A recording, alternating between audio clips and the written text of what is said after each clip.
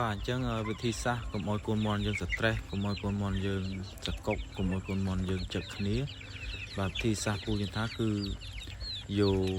បាទស្លឹកអីក៏បានឲ្យតែវាស៊ីកើតស្លឹកលហុងក៏បានស្លឹកឆាយាក៏បានឬក៏ស្លឹកបាសអីក៏បានតកួនអីក៏បានដែរចងបតងវាចឹកលេងកាលណាវាចឹកលេងបលែងគ្នាអញ្ចឹងទៅវាអត់ងាយនឹង stress អត់ងាយនឹងសកុកអត់ងាយនឹងឈឺទេបាទអញ្ចឹងគឺខ្ញុំតែងតែចងអញ្ចឹងបាទបើសិនជាយើងមិនចងអញ្ចឹងទេបាទធាតុអាកាសត្រជាក់តន្តិចគឺវាសកុកហើយបាទគឺវាអត់ដំណើរការ